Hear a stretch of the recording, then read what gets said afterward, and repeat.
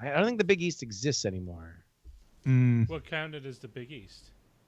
The Big East was the conference that, in my youth and as I was in college, was the home to. Tell me when to start. Oh, and I still see Garrett. Yeah, and we were Pac-10. Pac-12 last I checked. Well, I mean, that was like 10 years ago. Wait, for which school? Just hold on. We got to start streaming here. Pacific Conferences. Yeah.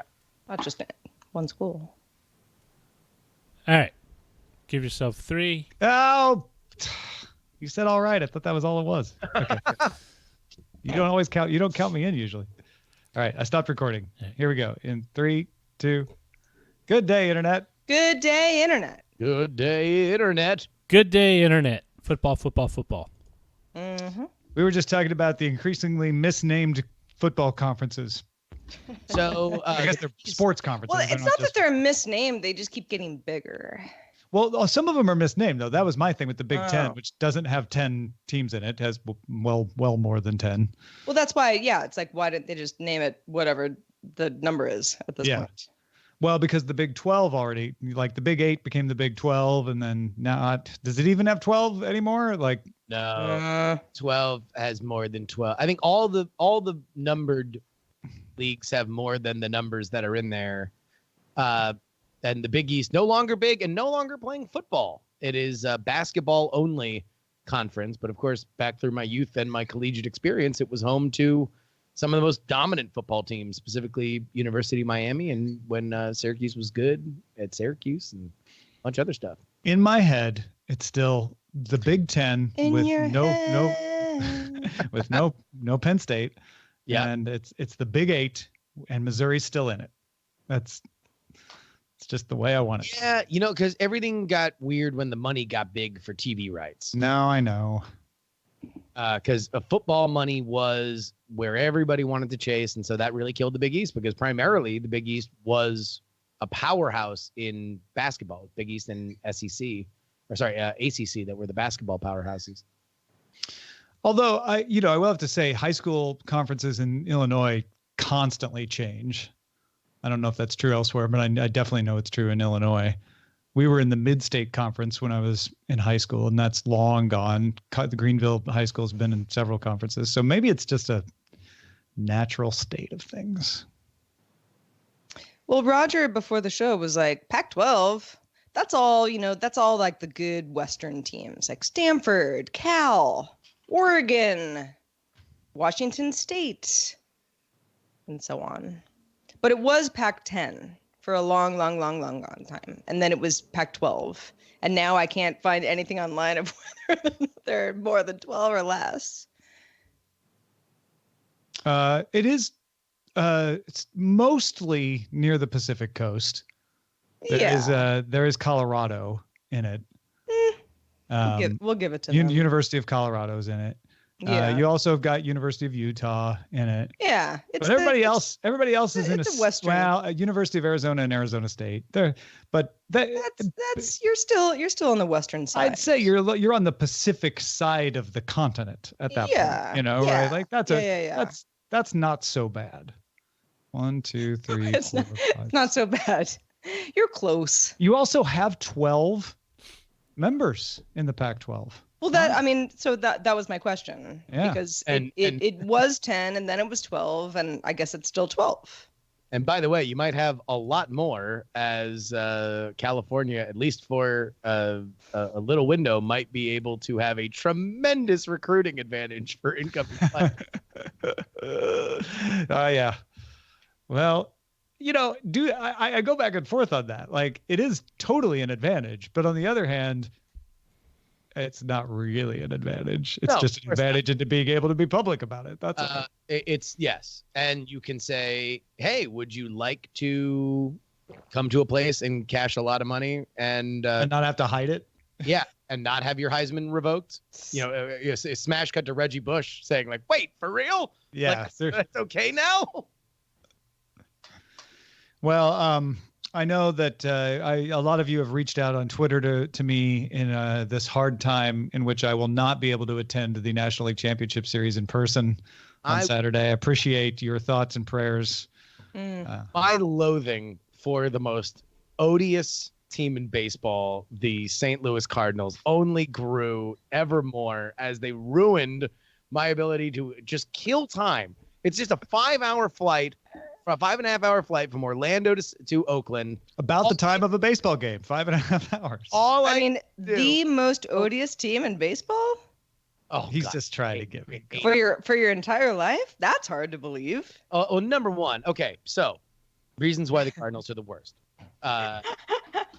They have the most, like, the fact that Tom is among my best friends is a absolute miracle. Like the most sanctimonious. We're the best fans in baseball. Blah blah blah. Meanwhile, they're the ones that always get butthurt about stuff. They're the ones that are always touchy.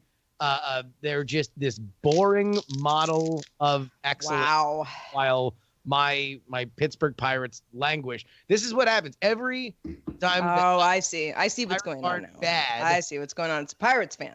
Pirates fan talking. They'll be like all right. 5 games. Makes a lot more sense. Right? And they'll be like a game out of first place.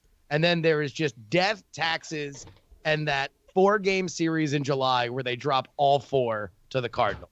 It is remarkable how the Cardinals are the only team that get butthurt about anything and get their feelings hurt easily. Oh, but I don't say the Pirates never say that they have the best fans in sports in the way that the Cardinals do.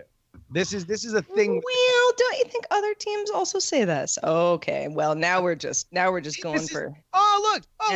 Now we're just goading each other like a bunch of teenagers. Because now Tom is in here in full Cardinals regalia. Just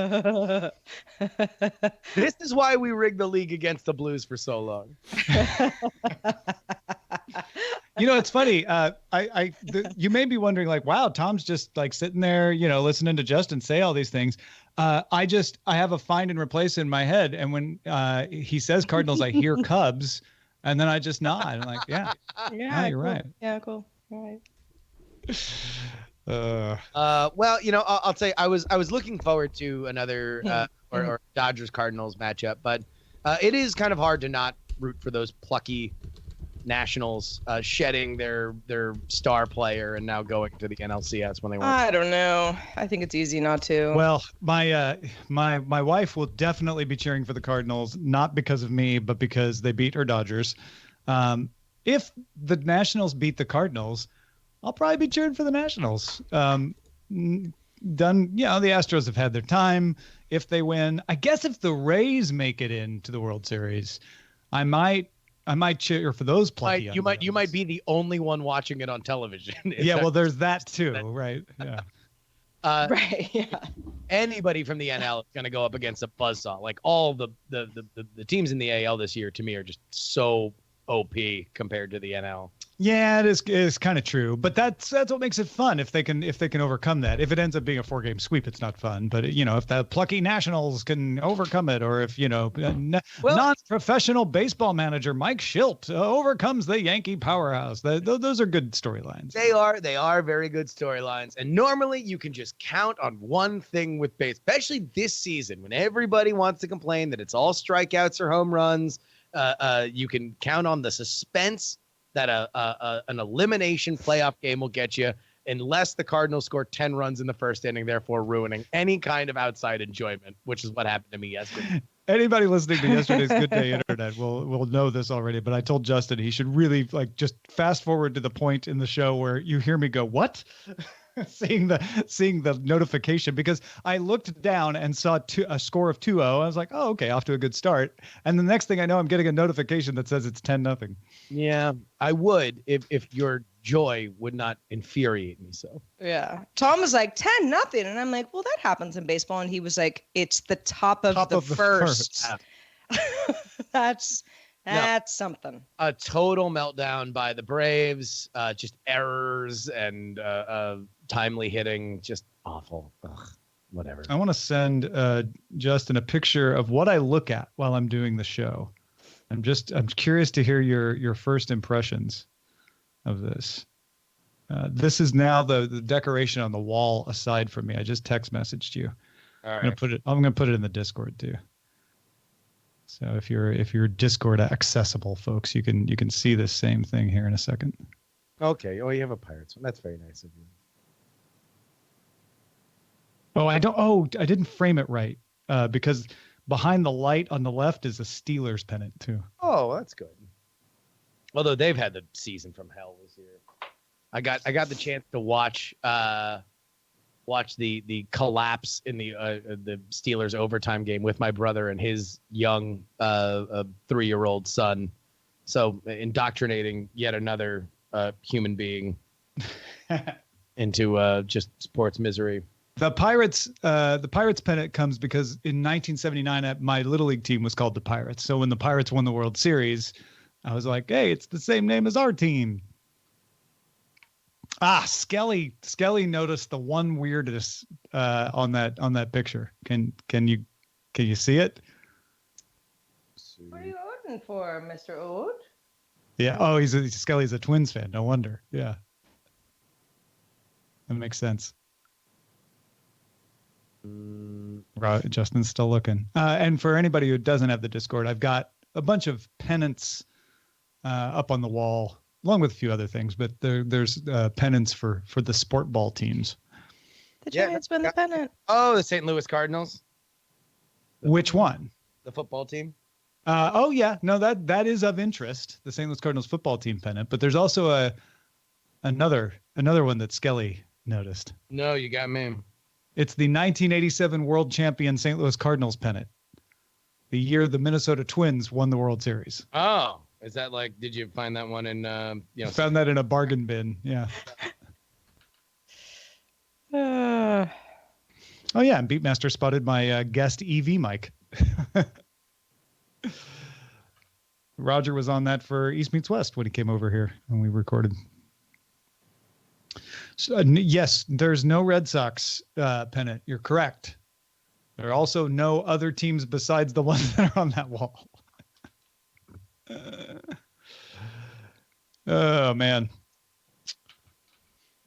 As I was putting these pennants up, I also have a Tampa Bay Buccaneers pennant over here, too. I was realizing that I have a lot of Justin Robert Young adjacent team pennants. I mean, Tampa, did you know that there is no city, Tampa Bay? There is a Tampa. That is a region, right? Just It'd be like calling them the San Francisco Bay 49ers. Yeah. Is there a town called Tampa? That's actually what they should be called, but whatever. I mean, now that they're in that, that hellhole, that mausoleum in Santa Clara. Ugh.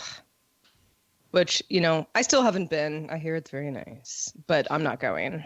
Yeah. Hey, thanks, Net Guy Green, for subscribing with Twitch Prime. 5-month streak.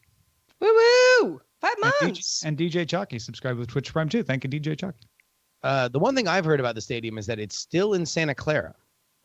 Correct. Yeah. That's where it is. Yeah, that's the worst part about it for me. Yeah. And Santa Clara is not a bad place. There's nothing wrong with Santa Clara. It's just that it just doesn't work. I'm not going to Santa Clara to watch a 49er game. Are you kidding? Not doing it. No. Not doing it. No, you go to Great America. That's what you do in Santa Clara. And the Steelers just played down there, and I had no interest. Who's been to Great America in the past decade? Not me. Me? Well, in the last 10 years, probably no. I've been in the last 20 years. Yeah, I've been there in the last 20, but not in the last 10. No. No, I did go to Star Wars Galaxy's Edge though. Okay. Did you feel accomplished or fulfilled in any way? I have critical commentary that I probably can't fit into 2 minutes here, but I was not pleased. Were you actually not pleased? I got from your Twitter post that you thought there were other attractions that were better, but I didn't know if you were displeased or not. My probably the most accurate commentary is, having gone there, I'm like, I know why somebody got fired at Disney parks for this. Like, it is just not up to snuff comparatively to other top tier parks at both in Disney and at their competitor at Universal. It just doesn't measure up, and that's very sad. I wonder you haven't been to the California one, you only the Florida one, right? No, although apparently they're identical. They're carbon copies. Well, and that's what everybody said, but I'm wondering if there's some reason that's subtly different, because most people who go say they love it in Florida or California. So it may just be a difference of opinion, but I'm curious because I don't know. Yeah, I loved it. I had a great time. I also was not looking at it with a critical eye at all. Yeah, I guess I don't know. Part of it is just being a theme park nerd from yeah as a kid. I went to Disneyland for the first time 2 years ago, so I'm my experience with parks pales in comparison. But you know All right, what doesn't pale? Yes, doing the show. Yes. Show. Everything pales in comparison to It's a this show. Daily Tech News show. That's right. All right, here we go. In 3, 2. Coming up on DTNS, Waymo pulls the safety driver from its autonomous cars. Google Stadia talks about something called negative latency and the complicated mess of U.S. tech companies in China. We'll be doing that again, won't we? Oh, there we go. It's decided not to work that time. All right, let me delete that file. That read sucked anyway, Tom. It's for the Yeah, best. I could do better. That's Step it up. It was what the heck? No, Dropbox. That's not what I want to do. Yeah, it wasn't the technical issue. It really was. I was just disappointed in myself. All right. That's fine. It's good. It's good to hold yourself to a high standard. Yeah. Here we go. In 3, 2. Coming up on DTNS, Waymo pulls the safety driver from its autonomous cars. Google Stadia talks about something called negative latency and the complicated mess of U.S. tech companies in China. This is the Daily Tech News for Wednesday, October 10th, 2019. In Los Angeles, I'm Tom Merritt. And from Studio Feline, I'm Sarah Lane. From the still-powered Oakland, California, I'm Justin Robert Young. And I'm the show's producer, Roger Chang. Yes. So you are not in a region being unplugged in Northern California. If people don't realize PG&E having to do some rolling blackouts again. It's like the early 2000s all over to prevent fire risk. But you've escaped it so far, Justin. I don't believe that we are on the map, although considering the fiasco that has already gone on, who knows, Tom? Well, folks, if you want to hear Justin's opinion on Galaxy's Edge briefly, or a lot of talk about baseball and college football conferences, you got to get Good Day Internet, patreon.com/DTNS. Let's start here with a few tech things you should know. Amazon announced Amazon Music is now available on Apple TVs, running tvOS 12.0 or later in the US, the UK, Australia, New Zealand, Brazil, Canada, France, Italy, Spain, Germany, Mexico, Japan, and India. As the companies continue to play nice or keep antitrust arguments at bay, Apple's upcoming TV Plus streaming service also includes availability on the Fire TV. Genetics testing company Color Genomics will supply information from genetic tests to Verily Life Sciences baseline health study participants. Verily is owned by Alphabet. Color Genomics does physician-ordered testing. Users take samples at home and then get a phone call about their results. Board-certified genetic counselors and pharmacists assess risks for certain cancers, heart disease, and genes that can affect medication responses. Verily hopes that offering Color Genomics service will encourage more people to join the baseline health study, which aims to map overall population health. OnePlus announced the OnePlus 7T Pro. It's going to cost you £699, coming to the UK October 17th. The Pro has a bigger screen, 6.67-inch QHD plus OLED screen. It wraps around the side. Remember, there's no notch because it's got the pop-up camera, just like the 7T. Otherwise, similar in specs to the OnePlus 7T. It's just that pretty screen for the most part. There's also a McLaren edition of the OnePlus 7T Pro in black and orange with 12 gigabytes of RAM and 256 gigabytes of storage for £799. That one arrives in the UK November 5th. The University of Maine and the Oak Ridge National Laboratory collaborated on the world's largest 3D printer. How large is it? It is 70 feet long with a planned extension that will make it 100 feet long. To demonstrate it, the university took 72 hours to print out a 25-foot, 5,000-pound boat, now holding the record of the world's largest 3D printed boat. Pretty cool. U.S. Senators Susan Collins and Angus King took the boat out on the water in the university's giant indoor ocean simulator to prove it was seaworthy. Some joke in there about two politicians in a boat, I'm sure. But we'll leave that as an exercise for the audience. Let's talk a little more about Waymo, Jerry. Indeed. Waymo sent out an email advising customers in the suburbs of Phoenix, Arizona, that autonomous cars with no human safety driver will soon be available in the area. Waymo One users will receive a notification if a fully driverless car has been dispatched. While the car will not have a safety driver, TechCrunch notes that a Waymo employee may be in the car initially, and the email from Waymo says a rider support agent will be available at any time during the ride through the car's help button or through the Waymo app. Previous Waymo service in the Phoenix area always had a human safety driver in the car. I mean, anybody who's in the area who's already been, part of the program will understand that the autonomous test has been ongoing. But imagine having someone in the car, but they're just like in the backseat with you, and they're like, "Yeah, no, I'm not a safety driver. I'm just here just to make sure everything's cool." Still. Yeah, I want you to fill out the helping. survey. I'm in marketing. Yeah. This is a big milestone, though, and the first thing that occurred to me is not about safety. It's like these folks have been using Waymo One in Phoenix, have been in these cars and seen how they work. They're gonna be unafraid of this. I think. My question is, where do you sit if you're the only person in the car now? Do you sit in the driver's seat to make it look natural, or do you sit in the back? Yeah. I would, I never really thought about that. I think maybe I would sit in the driver's seat just to be like, in the event of an emergency, at least I could like put the brake pedal on kind of thing. I don't know if I'd even be allowed to do that. Yeah. Can you manually override the car? Well, I mean, anybody else who's a safety driver would presumably be able to do that. I imagine that might be disabled in these cases. I don't know. Perhaps. Yeah. Because you're not supposed to be, fussing with the grid. We have questions, Arizonans. TVZ gone. Right in these. Google Stadia, like any game streaming service, wants to make sure that it has as low a latency as possible so that most gamers don't feel like it's different from playing a game locally.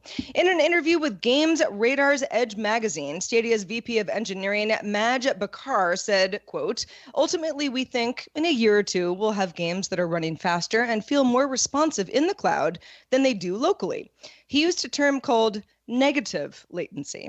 That would be achieved by running at a super fast frame rate to act on player inputs earlier, predicting button presses and buffering actions. Bakar was comparing Stadia's potential to a console running at 30 frames per second using a wireless controller.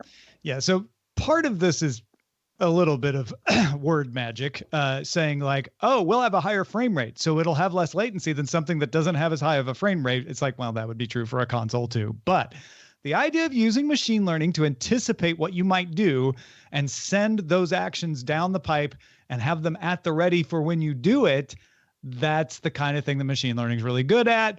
That's the kind of thing that would definitely be able to overcome the physical limitations of broadband. Well, and that's I guess even clever. though negative latency is sort of a silly term, that's what it would be. Exactly. It's like you can joke about negative latency, but negative latency joke is it's going to know what I want to do before I do it.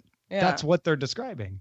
Look, the question that I would put to you, Tom, is this a press release, or is this something that we believe the technology is here for and could happen? Because rest assured, folks, Google Stadia relies on the latency question. It will either solve this or it will die.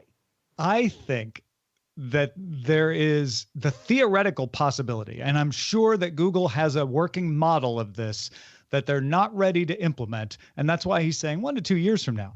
I think him saying this in the interview is definitely resetting the goal line of saying, everybody's going to complain about the current latency. Let me retarget their anger towards complaining about me saying negative latency and how stupid that is, and it'll never work. And then they won't be complaining about the current latency. This thing's going to launch in November. We'll have the answer to the current latency, in a month or so. Yeah. I don't know if it's necessarily a great sign, though, that they're like, oh, no, don't worry. We're already pre-fixing the problem we know you're going to all complain about. The fact that, look, streaming services will always suffer from this until they don't. And they will be, they will have that limitation on them until they are able to play it as if it were a physical console right in front of you. There is a psychological aspect to knowing it will get better, though, right?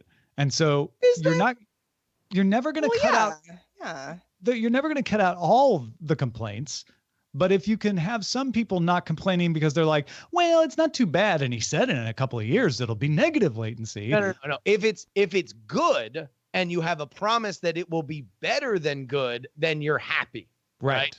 If it's bad and someone's telling you, oh no, don't worry, just remain a subscriber for the next year to 2 years, and we will turn the corner at that point. That becomes that starts rubbing people the wrong way. I think they think, when I say they, I mean Google, that it is good enough that you shouldn't complain, but they're not worried about how good it actually is. They're worried about perception. So this is all a battle for setting perceptions and saying, because people who go in and decide this is not going to be good enough are going to see latency even where there isn't any, right? There's going to be some weirdness, and they're going to blame the latency. So they are painting it red and saying, all right, even if you're like, okay, negative latency is a ridiculous concept and this is a stupid thing to say, what they want you on the other end to be talking to your friends about is, yeah, but it's good now. Yeah. You know, like, I don't know why. I mean, I don't know. I guess negative latency might be ridiculous, but it's pretty good now. I don't know. I kind of barely notice it. I mean, I'm not saying that's going to work, but I feel like that's kind of what they're doing. And I also don't think it's entirely vaporware. Google is good enough with machine learning that this seems plausible that there could be some machine learning algorithm that maybe even could send a couple of different anticipations down the pike. Like, well, most people do this or that, so we'll buffer both of those. And then when you actually make the choice, it has both of them at the ready for you. I mean, if there's any company that certainly knows enough about server traffic, it is Google. Yeah. And machine learning, both. Yeah. Rwanda's Mara Group released 2 Android smartphones this week. Mara manufactures all of the parts of the phone itself, including the motherboards, but also the packaging. So this thing is the first smartphone manufacturer that can truly claim its phones are entirely made in Africa. A lot of phones are assembled in Africa, but these phones are made from the ground up in Africa. The Mara X has 16 gigabytes of storage, sells for 120,250 Rwandan francs. That's $130 US. The Mara Z comes with 32 gigabytes of storage, and that one sells for a little more, 175,750 Rwandan francs, about $190 US. Puts them a bit more expensive than the most popular brand in large parts of Africa, which is Tecno. That's a Chinese brand. If you've been following the Chinese market at all, you know that Tecno's kind of become the dominant brand across the continent. But I think Rwanda just wants to do this as a demonstration, but also they're hoping at least in the country of Rwanda, there might be a little local pride causing people to plop down a little more on these. I just think it is remarkable that Africa has, for the last decade and a half, been at the forefront of some of the most innovative uses of cell phones and credits and stuff like that. Granted, oftentimes it comes because of hardship situations that they need to get around, or instability in certain regions. But I think that Africa has always been something that I've looked at with great enjoyment as they've innovated and made new headways in all cell technology. Yeah, and if I don't know, 20 years ago we were doing DTNS, we probably would have done a story about the first manufacturing plant in China to make electronics, and it would have sounded like this. So keep an eye on this. So go ahead and keep an eye on for the 20 years from now, the weighty main topic that we'll have about our relationship with Africa. Yeah, and make sure you're at the co-executive producer level so you can have us look at this lineup 5 years from now and talk about it then. Hey, a new survey conducted by Ofcom of 150,000 mobile phone users in the UK between January and March this year shows that Liverpool residents have longer phone calls than residents of other major UK cities. Liverputians spend an average of 6 minutes and 51 seconds on a single call. Londoners came in second with 40% less time spent on the phone. What are you guys talking about, Liverpool? Bradford folks kept the shortest amount at 3 minutes and 15 seconds. However, the surveys did not include calls made on Skype, WhatsApp, or other VoIP services. Notably, the research found people predominantly use their phones over Wi-Fi, with mobile data services such as 3G and 4G used less than a third of the time. At first I was like, okay, well, this is sort of interesting. I wonder what it is about this particular region, and maybe they're, the immigrant community maybe talking to people at home. Maybe that has something to do with it. Until I was like, oh wait, we're not talking about Skype or WhatsApp or any other VoIP service. We're just talking about phone calls made over 3G or 4G networks within the UK. That is a little bit harder to swallow. Well, or Wi-Fi. I mean, a lot of the phone calls made over Wi-Fi. But Sure. We're talking about using the phone app, not using a messaging app. They did point out in this study that the time spent on voice calls overall fell for the first time in 2018, and they think that's because more, especially younger users, are messaging. They're not calling. So I don't know if you include WhatsApp and Skype voice calls, whether it makes that much of a difference on this, because it's a dying art to actually call someone. As we've talked about before, sometimes it's rude to just call someone. You're supposed to text first and say, is it okay if I call you? Yeah. All right. So undoubtedly, we are talking to people right now in Liverpool, and apologies if you had to have this podcast broken up by a 7-minute phone call from somebody. But I need to know do you guys notice that you guys call each other more or talk for longer than people in other regions? Well, Nick with a C says, as a Brit, Liverpudlians are the most talky people here, and very kindly did not correct our pronunciation of Liverpudlian earlier. But yeah, it's apparently a stereotype. They're the most Liverpudlian, though. Most talky folk. That is interesting. I don't know. know. Well, London, it's like I mean, you think look of at it like in the U.S. Like what would be the something that we could equate here. It's like I don't know if there's a regionalism. Like I don't. I mean, I would never be like, well, Justin Robert Young knows that all those Floridians are just on the phone all day long. I mean, we just don't talk about stuff like that. It's not. It's if you look at this graph, it's almost flat. I mean, there is a difference between London and Bradford, but it's a nice even curve going through Leeds, Birmingham, Edinburgh, Manchester, Bristol, Sheffield, Cardiff, all the way down to Bradford. Liverpool is off the charts more. I feel like, maybe Angelinos talk a little bit longer because of the California drawl or something. That's not an actual thing. There isn't a real stereotype like that we could point at over here. No. And apologies to all of Liverpool for murdering Liverpudlians. Well, Liverpudlians, if you have some insight, please let us know. feedback@dailytechnewsshow.com. All right, moving on. Bloomberg reports that Amazon uses teams in both India and Romania to review clips captured by its CloudCam security cameras that are submitted by CloudCam users for troubleshooting. Video clips are then reviewed to help improve the performance of machine learning algorithms used to detect issues from unrecognized people to crying babies or smoke, for example. Video clips are typically 20 to 30 seconds in length. Amazon says that any clips with inappropriate content are discarded and then not used to further train the AI. The CloudCam teams and conditions state that terms and conditions state that Amazon reserves the right to process images, audio, and video captured by devices to improve its products and services. Kind of boilerplate stuff. In a Q&A about CloudCam on the web, Amazon did say, quote, only you or people you have shared your account information with can view your clips unless you choose to submit a clip to us directly for troubleshooting. Now, Bloomberg's article does kind of hint around that maybe clips are showing up that weren't submitted for troubleshooting, but they don't have any smoking guns there. Yeah. There's just sort of some suppositions. So short of a report that confirms that, this doesn't feel like much of a story when it's like, hey, there's a team that when you send your video clip for troubleshooting looks at that video clip, but they don't specifically say in the terms that it would be a human. I mean, okay.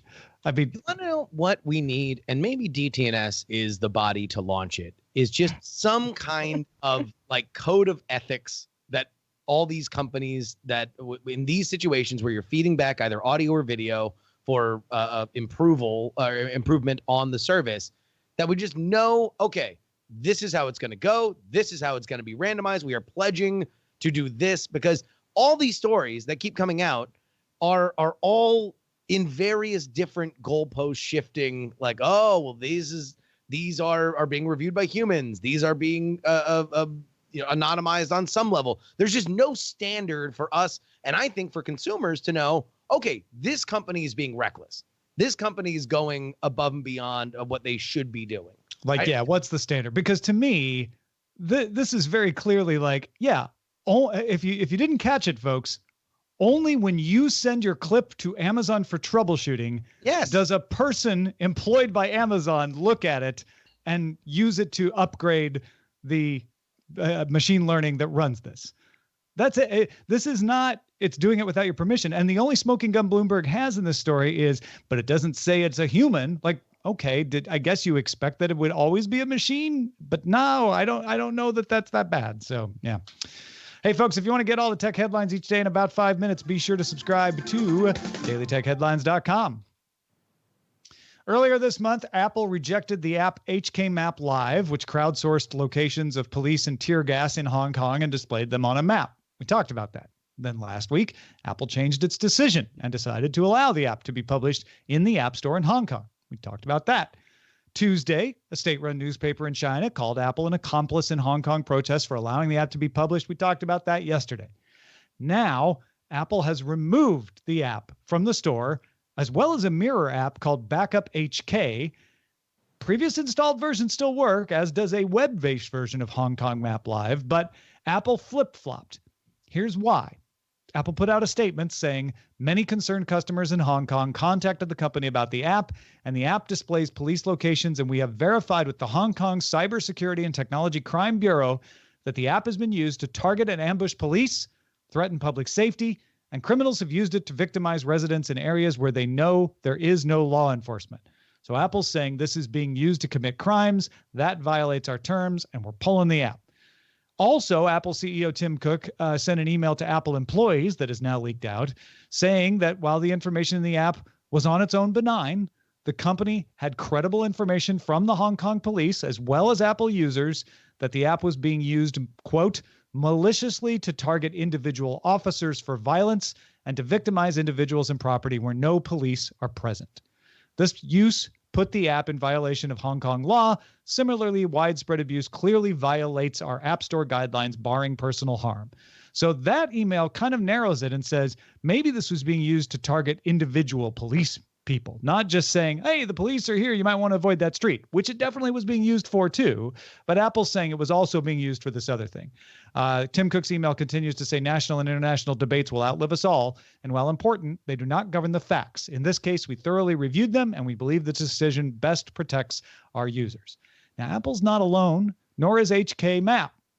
Developers of the app said moderators were deleting content that solicited criminal activity and banned repeated attempts to post such content. So the developers are saying, well, if this was targeting an individual, we would have put a stop to it. But apparently Apple, that's not good enough for Apple. Also, muddying this issue, Apple removed the Quartz News app from the App Store in China, not in Hong Kong, because the Chinese government said it violated local laws. The Quartz website has been blocked in China as well. That's probably not shocking. Quartz has been reporting on the Hong Kong protest. New York Times is blocked in China as well. Earlier this week, Apple removed the Taiwan flag emoji from iOS 13 for users in Hong Kong and Macau at the request of the Chinese government. China doesn't consider Taiwan a separate country, so they don't think it should have a separate flag in the emoji set, even though it's a standard. And if you're thinking, well, that's all Apple, Google pulled a game called The Revolution of Our Times, which is part of a slogan from the Hong Kong protests, from the Google Play Store. Now, keep in mind, Google Play does not operate in China. The game let users play as Hong Kong protesters. Google said that it was, quote, prohibiting developers from capitalizing on sensitive events, such as attempting to make money from serious ongoing conflicts or tragedies through a game. So imagine if it was a Pearl Harbor game right after Pearl Harbor. I think more recently, if it was a World Trade Center game right after September 11th. That's Sure. kind of what that policy is for. And Google's saying that this is close enough that they're going to pull that. All of these are being seen as China having its say over what U.S. tech companies do, Justin. And I know you've done a lot of talk both on politics, as well as TMS about this. We've alluded to the NBA situation as well, where the NBA is losing some lucrative contracts right now. We don't know where that's going to go because the commissioner stood by the Houston Rockets GM's posting, even though that person deleted it. Where are the lines here? I mean, some of this feels like, well, we're just obeying local laws. Some of it feels like maybe it's not. These stories, to me, feel like things that we are paying a lot more attention to because we saw the NBA story, because the South Park episode happened, because the Blizzard banning of Blitzchung after he made a Hong Kong statement during a Grandmasters Hearthstone tournament. These are echoing stories because, Tom, you know very well, on DTNS, we've covered stories like this where apps disappear or go away or aren't launched in China all the time. The fact that China has decided that quartz is no longer cool to be displayed if you want to play, along with the government is the same as them deciding the New York Times shouldn't be there. And Daily Tech News Show, not available in China because we cover China in a way that China doesn't approve of. Which, I mean, at that point, thank you for noticing us, Senpai. But yeah, seriously. This to me is an echo. I don't believe that this is necessarily totally out of bounds for how Apple has handled stuff. Are they capitulating? Yeah. I mean, I think on a certain level, we need to understand that when you are making money in China, you have to understand that this is a different world. And we have a right to be uncomfortable with it as American customers. We have a right to ask of something better or different from the companies that we buy products from. But this is not new. If anything, the last 2 weeks to me and this Hong Kong protest and everything that's kind of come from it is I'm thankful that from an American perspective, we now just have a little bit more of an idea of exactly how China plays with its foreign allies, specifically in the corporate world. Yeah, I when you look at these cases, certainly if you want to make a case that tech companies are being too easy and giving into China, you can make that case out of these. There's no doubt that you can. If you look at them in isolation, each one of them has a plausible deniability to it. Revolution of our times might just be considered to be like bad taste, right? If this wasn't China and Hong Kong, if it was protests somewhere else, maybe Google pulls it too because they're like, that's just not okay. Don't make light of this situation. It's a very serious situation. We also don't know exactly the mechanics of that. I haven't played the game. Yeah, exactly. That's another element. As you mentioned, quartz getting pulled, no surprise. That's de rigueur. I was surprised to find the quartz was available in China up until now, to be honest. But this other stuff with Hong Kong Live, I think the fact that Apple was like, probably not, well, maybe so, oh, wait, maybe not, shows that this is a complex issue that there is not one answer to, that you are helping people that you may agree with by publishing it. You're also hurting the police, and you're dealing with the Hong Kong government, which, while controlled by the Chinese government, is not the Chinese government. So while you may not want to annoy the Chinese government, you also plausibly can say, look, the local police, let's say this was, Austin, Texas. The local police in Austin said this app is endangering our lives. Look, our officer was targeted and wounded because of this app. And Apple said, you know what, this is too much. We're pulling it. I don't know. Would this be the same sort of conversation? Because that's what's happening. The Hong Kong police went to Apple and said, this is an endangerment app. Yeah, I think that's the other thing about the HK app, or the HK Live app, is I don't know if there was a New York City police tracker that would survive in the App Store for very long. Especially if there were disturbances going on in New York at the time, right? What if this was a tracker in Ferguson a couple of years ago? Yeah, I mean, incendiary. Yeah, a different conversation, certainly. One very, very last quick thing. I do believe that these are compounding issues. As we mentioned, I think these are echoes of larger things that have happened. Almost assuredly, this has been touched off because of these Hong Kong protests. And also something to just keep an eye on is the fact that, look, China is an authoritarian regime where there's no big elections, where the Chairman Xi, who runs the country, is decided on. This is the 70th anniversary of the Communist Party. This is a very important thing. They just got done with their national week. They just got done, Golden Week and National Day, which was the actual day to commemorate it. This is a sensitive time for their leadership, and there are a lot of things that are happening around it. I am not surprised that China is pulling the chain on some of the relationships they have with the West. One last thing. If you are going to send us a comment on this, don't send us a comment that there are speed tracker apps allowed in the U.S. There's been a lot of controversy of that. Yes, Waze can tell you where the speed trap's at, but that was not an easy decision. But if you know of some more interesting examples of tracking police in the U.S. apps, let us know about those. We'd love to hear that. Feedback at dailytechnewsshow.com. Thanks, everybody who participates in our subreddit. A lot of these stories are submitted and also voted on at dailytechnewsshow.reddit.com. Join the crew. Also, we're on Facebook, facebook.com/groups/dailytechnewsshow. Let's check out the mailbag. Oh, let's. Sean wrote in about our conversation yesterday about, what do people understand about privacy in the U.S.? Sean said it was sort of bemoaned in episode 3634 about the low percentage of people that understand HTTPS, meaning an encrypted connection. I'm not surprised about this because Chrome has gradually hidden a lot of that information. Sean says, for example, if I open up https://www.google.com in Chrome today, Chrome only shows a lock icon and google.com in the address bar. Both the protocol, HTTP or HTTPS, and www are all hidden. But Chrome does show not secure for HTTP sites. If you're paying attention, you do know that. But I think he makes a good point that, this is obfuscated for a lot of folks. Well, and in that Pew study, it said people don't recognize HTTPS, but maybe they recognize the green icon, the green lock icon. That's a really good point. Shout out to patrons at our master and grandmaster levels who keep us going really strong, including Adam Carr, Andy Beach, and Martin James. Thanks to y'all, and also thanks to Justin Robert Young for being with us today. What's been going on, in a very slow news week? We have the opposite of that, obviously, in the world of politics, both domestically and internationally. So I would encourage everybody to come on over. Just go ahead and listen to the first 5 minutes of the most recent Politics episode. I've really enjoyed where we've gone. And if you want something a little bit more accessible in your email box, let's say every morning, you can sign up for my free political newsletter at freepoliticalnewsletter.com. 5 stories a day, 5 days a week, mostly gifts, sometimes hot takes.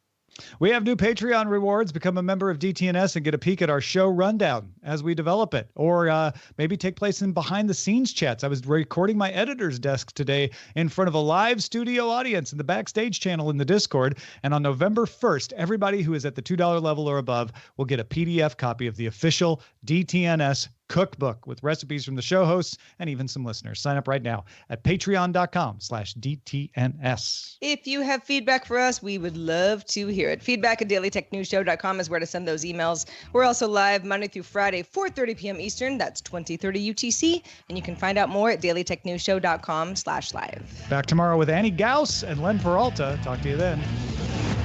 This show is part of the Frog Pants Network. Get more at frogpants.com.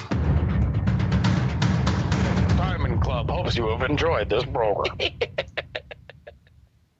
I was a measure early with my Frog Pants stinger. Just one frame. All right, let's go to the titles. ttns.showbot.tv if you're watching or listening live. Phones totally made in Africa. Oh, now that is smart. I don't know if anyone's going to get it, but I get what you're putting down. I make the phones down in Africa. That's right. Mm-hmm. Yep. We also have I bless the phones made in Africa. The Great Chinese Kowtow. Waymo 1, human drivers 0. That's kind of funny. Stadia is quicker than you. Yeah, that's what they're saying. The Perhaps. DTNS Code of Ethics. Thanks for noticing us, China. Tom's unwritten rules of GDI. That should be in GDI, shouldn't it? It is, actually. Yeah. I have GDI open. Waymo, way less humans. Jury still has power. Apologize to all Liverpudlians. Google Stadia goes negative. That one's good. Because that was Google Stadia goes negative because that was a bit of an extended conversation. Mm-hmm. And keeps it a little lighthearted, considering that we've had some heavy news. Yeah. All right. I'm this in. week. All right. Cool. I like that our lighthearted title is about going negative, but not in the way you think. It's different. Nope. It's about predicting what you want to do when you're gaming. Well done, JSC 315. I know JSC 315 was popping out to do something else, but pass the word to JSC 315 that their title was used. All right, for Good Day Internet, gdi.showbot.tv. Tom Zutman Rules of GDI is also there. I like it's Tim Sports Cook Ball. on stilts. Tim Cook on stilts. Why do you have to be on stilts if you're playing Tim Cook for Halloween? I don't know. He's like really tall. I think it's Tim Cook on stilts. It has to be. Done. Text Jeb submitted Tim Cook on stilts. He's a tall guy. Also, Text Jeb pointed out when we were talking about the Chinese internet that I recently did a Tech Republic top 5 about the Splinternet. This is exactly the kind of thing we're talking about. Oh, it's all a big cauldron, isn't it? He also asks if the phrase live studio audience is oxymoron on it, because what would be the point of a dead studio audience? It's a good question. Yeah. It's a very You have a these are the pre-recorded kinds of things. studio audience that you bring in. We have breaking news in the world of music, folks. Would you like? Yes. What do we got?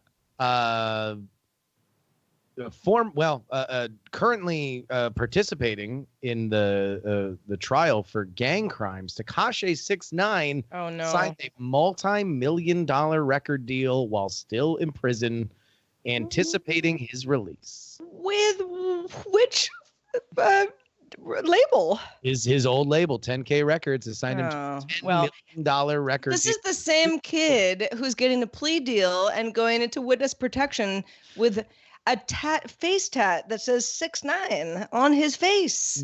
No witness protection. What kind of witness protection is going to help you there, man? He's not going into witness protection. He's going to just leave as Tekashi 6ix9ine, and he's going to resume his musical career according to young Tekashi. So I should not predict these sorts of things. I know. I think I know where you're going. But I'm going to go ahead and predict this won't last long.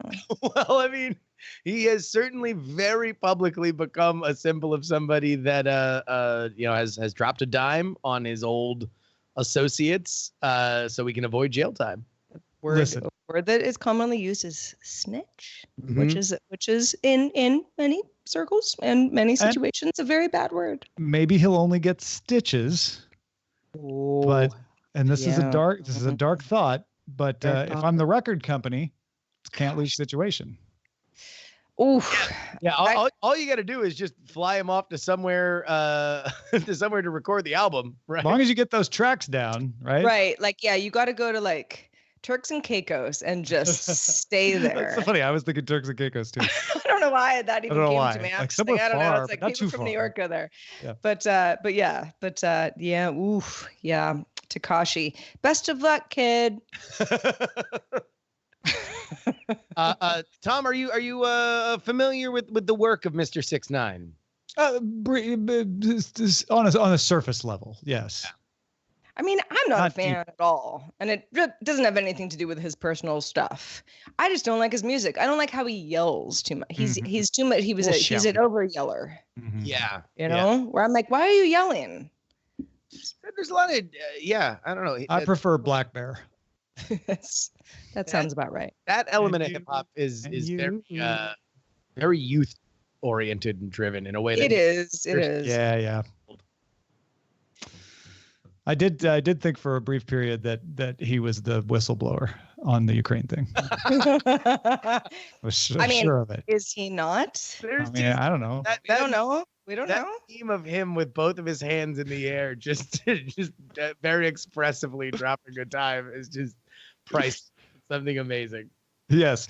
Codes from home. If DTNS ever starts streaming from the Turks and Caicos, you can assume that things have gone very sideways. Yeah.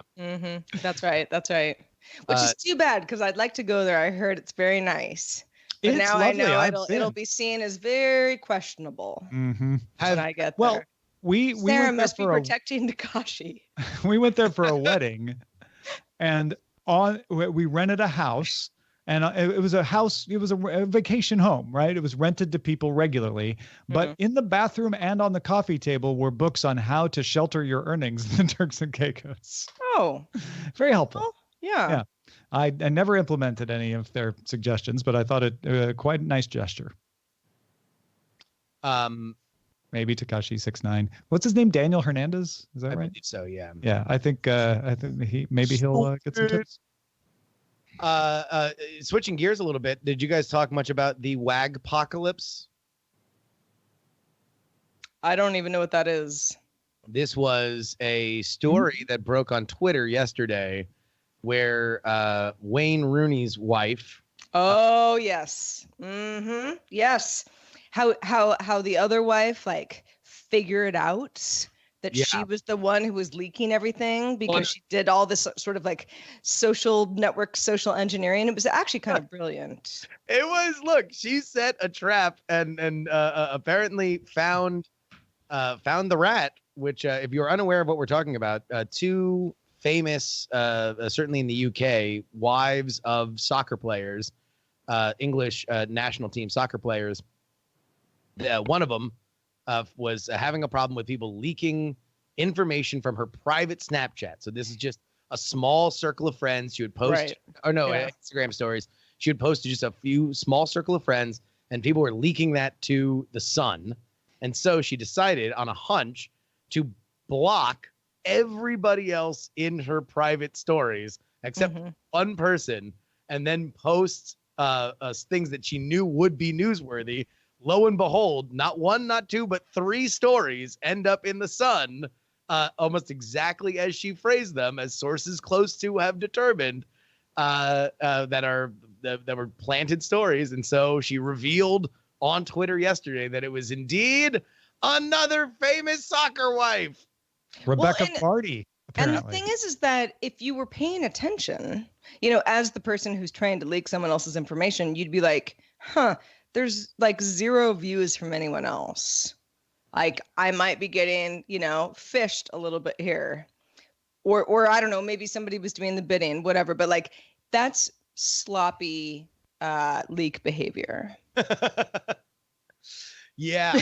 Because if if you're kind of like, all right, I'm doing some dirty work here, you would notice that and be like, wait a second. Or something's would you think, weird. oh Why do gosh, I see this and no one else sees this? I got to this before anyone else, right? That's the mindset she must have been in. I suppose. Like, oh, this is great. Yeah. I'm going to get, this is super fresh because even our other friends haven't looked at it yet. But I mean, there's enough followers where again, you'd be like. But it was a private group. It was in a private group. Even so. So there's only, what'd you say, Justin? 5 other people, maybe less than 10. In the access to the private. Yeah. Sorry. I'm not sure. I mean, I don't know what how wide that circle is for her, but I mean, I'm not saying you're wrong, Sarah, but I'm saying I think her enthusiasm just overrode her wisdom. Well, now I'm sure that's true. I mean, that's true of her doing this at all, to be honest, right? Well, yeah, and especially if a publication's giving you a little kickback or something like that. Scratch. Yeah. So Rebecca Vardy said that this was not her personally. That might have had. Oh, of course. It was my intern. It was my dog. Yeah, my dog did it. Otis did it. Don't you listen. You didn't do anything wrong. I mean, here's all I know. This is gossip so delicious that I don't even have to know who any of these people are. Like they are just player X and player Y. Oh no, it's just messy behavior. Just so from like the wives of 2 of the best soccer players ever. Yeah. Well, right? if Brexit had already happened, none of this would be a problem. Well, that's a very good point. I'm certain. Point. Somehow. Boris is really at fault here. Yeah, probably.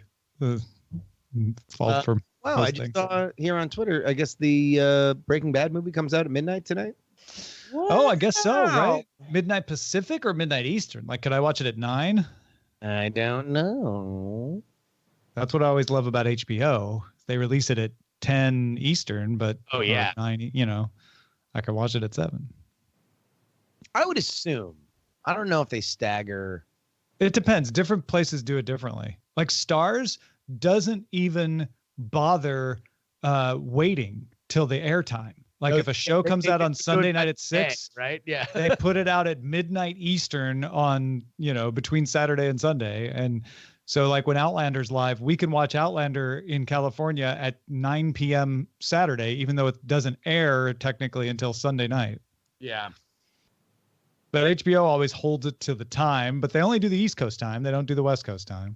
And then on PlayStation View, if I get like Mr. Robot, I can't watch until 10 because I get the West Coast feed of USA, which is just ridiculous. No, yeah. Sling thankfully only has the East Coast. Maybe I should switch to Sling just for being able to go to sleep earlier on. No, I have to do it because, especially if like I'm trying to watch something that is, not that I don't love professional wrestling, but like, man, I love it a lot more when it starts at 5 o'clock and I can just kind of getting stuff done. I don't know how I lived in the Central Time Zone watching baseball games that started at 7 o'clock at night. Oh my God. I was on the East Coast watching Succession and Righteous Gemstones. And I'm like, come on, man, really? Like it's this late? Oh, I mean, every time there's an award show, which is, not that often, but like, I'll be like, people on the East Coast, it's like 1:30 in the morning right now. Yeah. Like on a Sunday? Like that's unheard of. It's crazy to me. There was a football game. I think it was like UCLA versus Washington State not too long, a couple weeks ago. That was like late for the West Coast. It was like 12:30, 1 o'clock West Coast. And I'm like, I'm so excited I get to watch this because there would be zero chance unless I was stumbling home blind drunk in my 20s that I'd be up at 4 o'clock watching this game because it was really fun, but it was really, really late for anybody that wasn't on the West Coast. Oh yeah. That's can't be done. No. I can't do it. Cannot be done. How many episodes of Succession do we have left? You know that? Ooh, good question. Are we doing 8 episodes per season still? That's what it was last season, I think. I would assume they probably don't screw around with that. Oh, wait, no, hold on. 10 episodes. Oh, it's 10. Oh, and last week was 9. Shoot. shoot. So I guess Still live. Yes. Wow, that was the penultimate. Interesting. Wow, we're gonna lose Gemstones and Succession at the same time. I'm gonna be so sad. Yeah, without Succession, like my Sundays are dead again. It's just dead. Did you watch Mr. Robot though? I need to catch up. I watched the first 2 seasons, so I need to catch up with. Did you try Mr. Robot, Sarah? Oh no, I watched the first 2 seasons. I found it so. And I like a good dark show. Don't get me wrong. But it was too morose. Okay. All right. For me. Yeah. So I just stopped watching it. Not enough spice. There just wasn't any fun. Like no one ever smiled. No one ever laughed. Oh, there was no like, sort of like, even sort of like comedy, maybe a little under the surface. I just was like, I just don't. Oh no, I get it. It's fine. I just don't like it. Nacho, if somebody laughs or smiles, it's the most terrifying thing. Yeah, you've ever seen. right. It doesn't mean levity in any stretch. No. Not that I can't deal with something that's like pure drama, but I like the show. I'm with Justin. Like maybe I'll get to it eventually, but yeah, I'm not caught up. Well, I'm just thinking of Sunday replacements, and that is one. Yeah. Game of Thrones, now Succession. Well, what's coming to will be HBO back, to though. replace Gemstones and Succession?